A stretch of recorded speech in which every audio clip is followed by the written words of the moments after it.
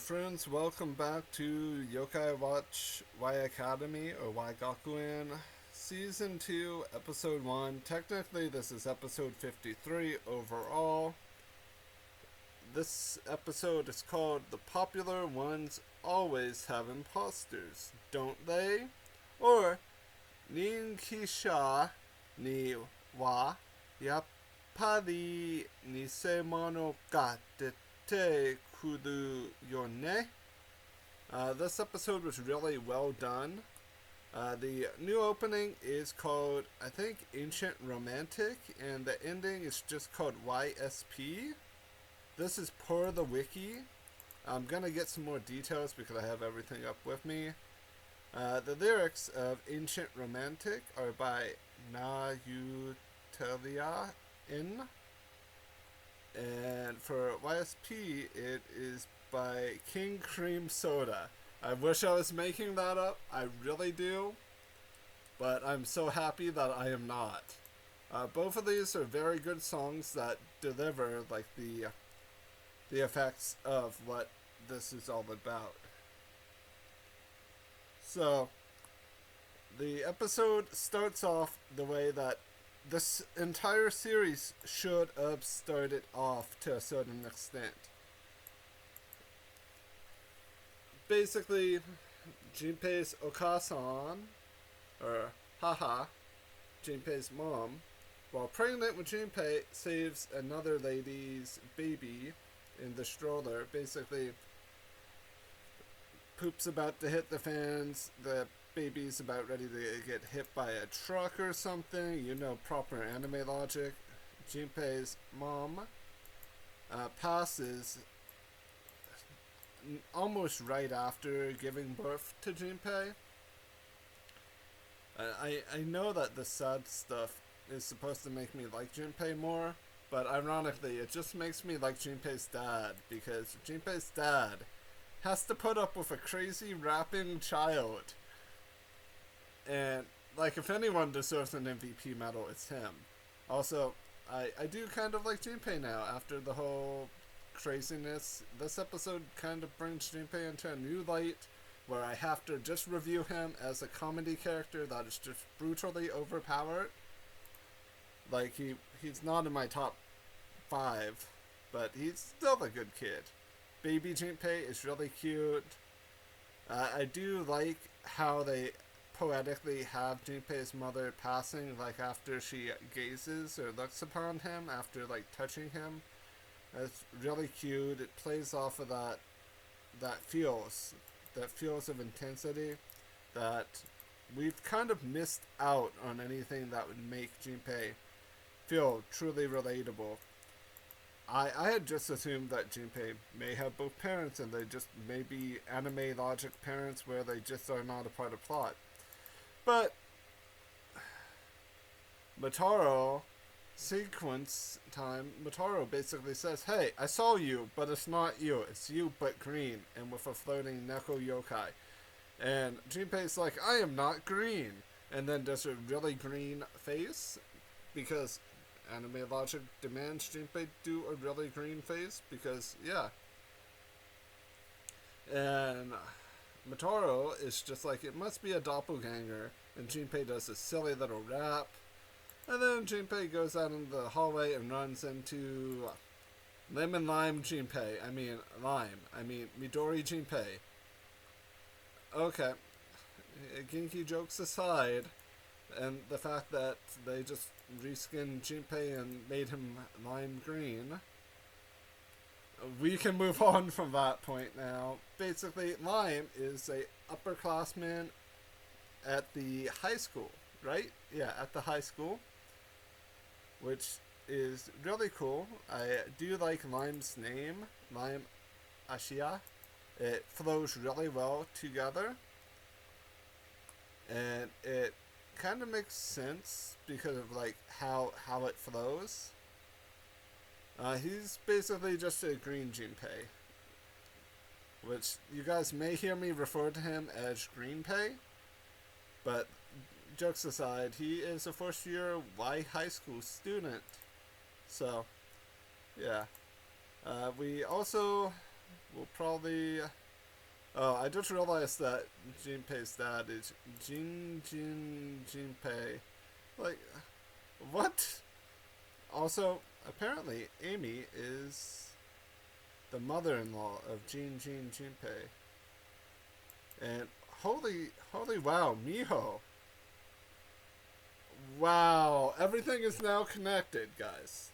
I want to point that out. Miho from Shadow Side. Wow. Wow. Like, that's the first place I remember seeing her other than, I think... Wow. Guys, I am, like, mind-boggled. I had like, she looked so familiar. I'm like, oh, so now we are full circle, guys. We are just simply full circle. So we might actually be at the point where we get a full plot that actually works. But Jinpei does a cucumber rap that only makes sense if you know Japanese and get what he's trying to get at. It's the same thing with the whole QB thing, because similar sounding words, basically a similar play on words happen. We get to see Jiba Greenpay, Lime's Yokai, Lime's Neko Yokai, which is it Teramine? Yeah, Teramine. Yeah, Teramine, which is a really well-designed yokai, heavily Egyptian inspired by the gold necklace that hangs around its neck, and like the green gem collar, it also heavily inspired off of it. So we have something that's really special now. I feel like we'll be transitioning into other mythos and other lore. Also, fun fact, Tera means earth, like terra firma, and Tera is voiced by Mari Hino. So that's a cool thing, and also a nice connecting point as well. But we then get another tragic Ronto. I hate aliens. My life is ruined because aliens. Ooh woo. I'm gonna cry. Flashback. Like, I hate to be the person that just says, I am so over Ronto's flashbacks. I even like Ronto as a character. Like, we would figure, like, Ronto would have closure. Like, the fact that we had a situation where everything could have been completely closed, like, with Mizera, that could have created closure for Ronto.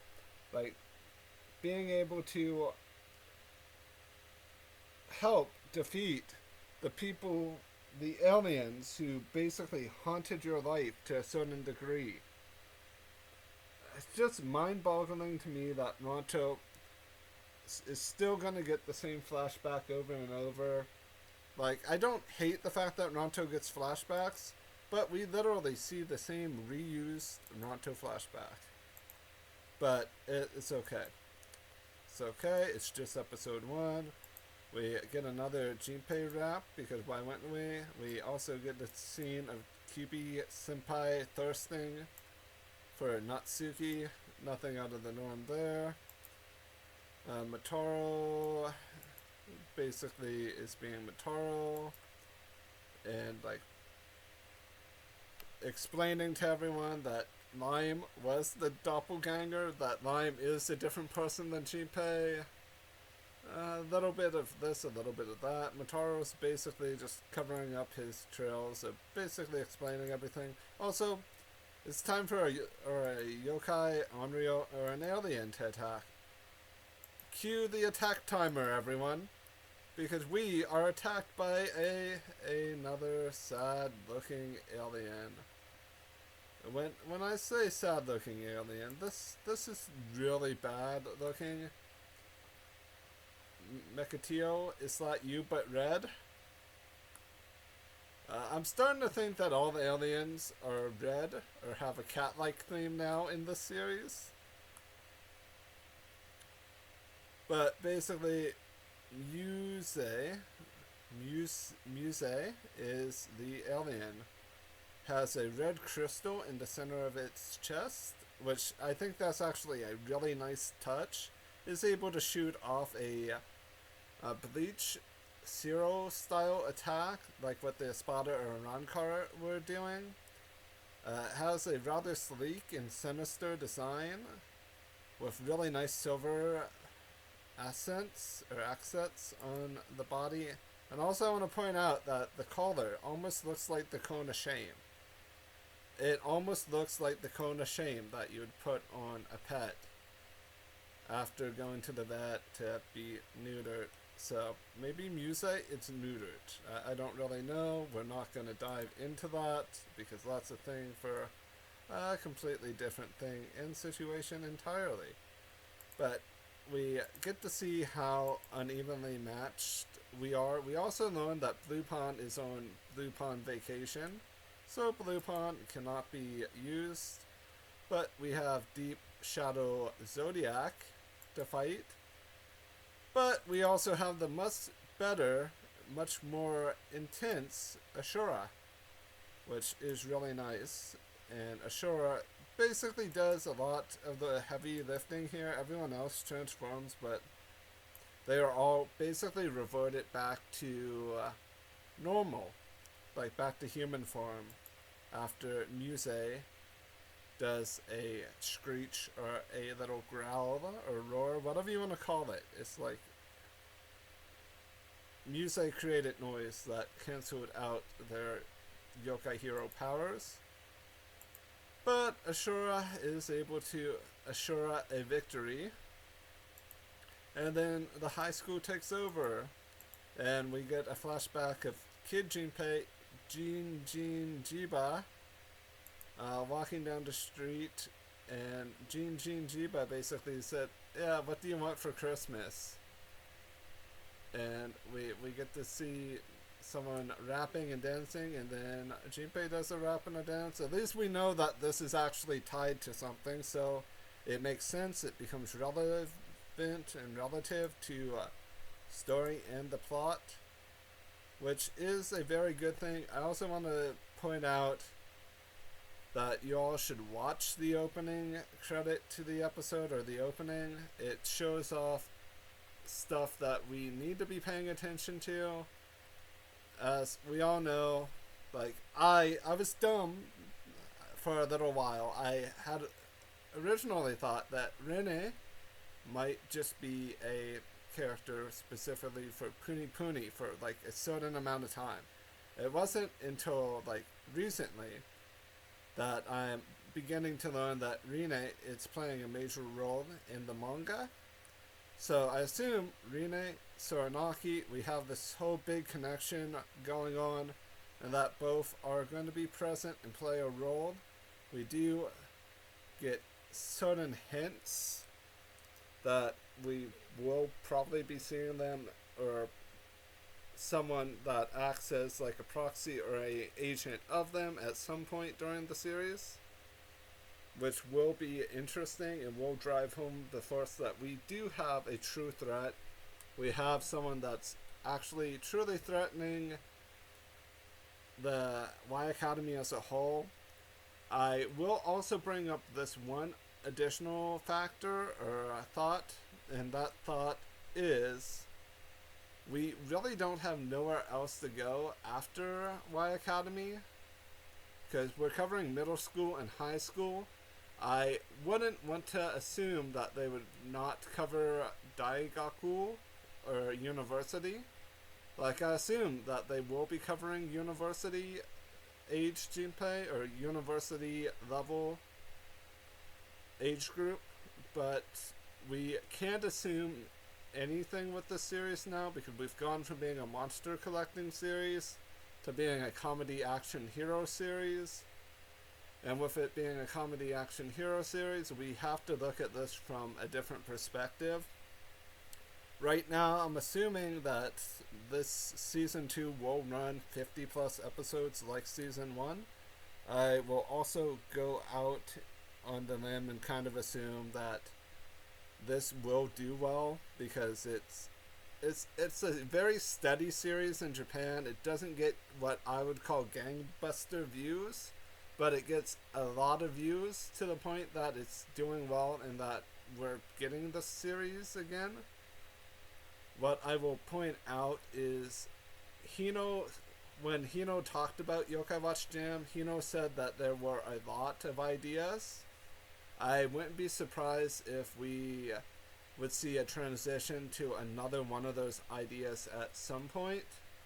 I just want to make my point known that this might end up being the better of the two seasons, because we're not dealing with social, like, I don't want to say social distancing, but staff is actually in recording lines. Staff is actually synergizing pretty well with each other, voice acting wise. Like, you can tell when people are feeding off of each other very well. The cast is really doing that now.